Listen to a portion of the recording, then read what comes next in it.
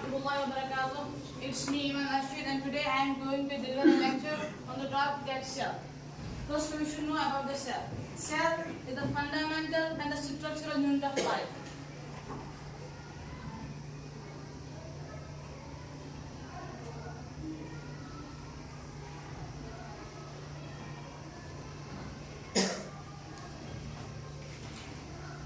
It is the fundamental and the structural unit of life. All the living organisms are made up of the tiny structural units, and these tiny structural units carry out the process of life, carry out the life processes like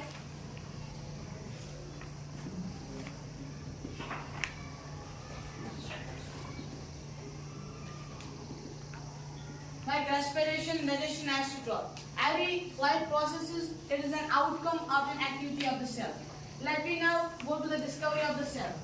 The cell was first discovered by Robert Hooke.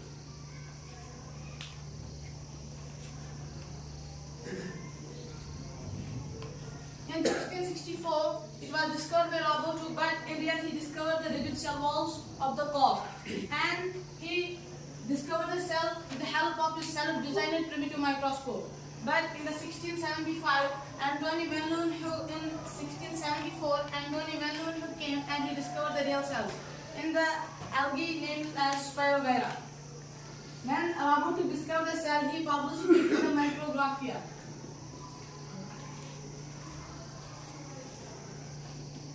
In his book named as Micrographia.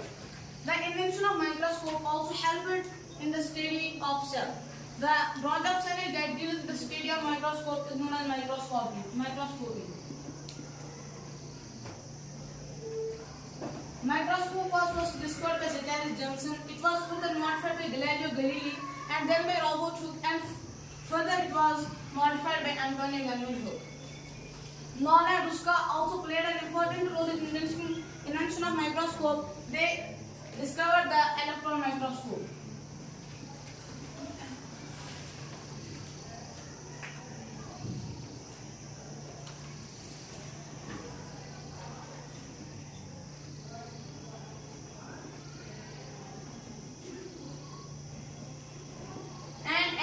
That's Nickleman Grew.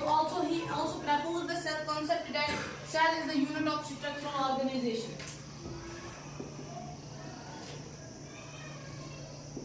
So this was all about the discovery of the cell. The microscopy, the father of microscopy, ancient microscopy, it's Anthony van Leeuwenhoek, and the father of modern microscopy, it's Louis Pasteur.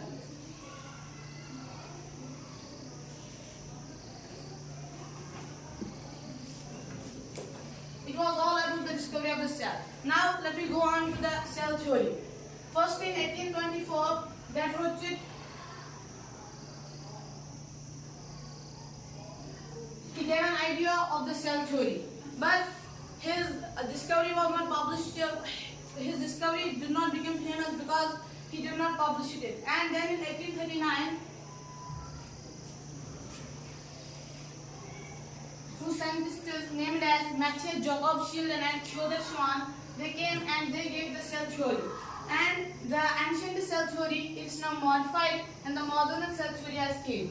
The first point of the cell theory is that the cell is a structural and functional unit of life. Second is that all of the living organisms are made up of the cells. As you know that the cell is the fundamental unit of life. And the third point was added by Rudolf Virchow, and he gave the theory of lineage. Lineage, that is only cellular.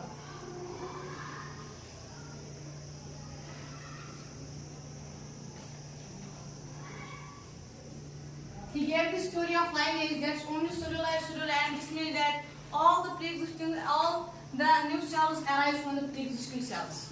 Now, let me go on to the shape and size of the cell. Shape, all the cells they vary and they show variation in their shape. Like nerve cells are elongated, the muscle cells they are elongated, nerve cells are long, muscle cells are elongated, and the ameba is circular in shape. So now we go into the size of the cell. Cell also show variation in the size. The smallest organism is the smallest cell is mycoplasma. mycoplasma, or it's also known as PPLO. That's pneumonia-like organism.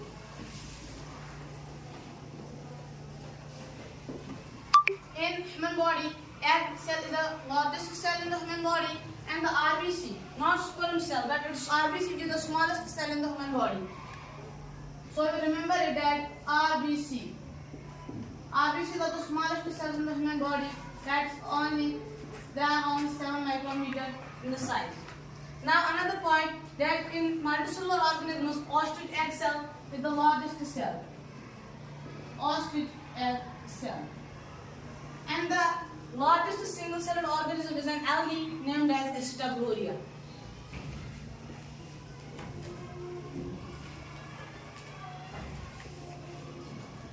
Acetobacteria is the largest single-celled organism, and in the multicellular plants, the largest cell is the Eulophytus. In plants, the largest cell is Eulophytus.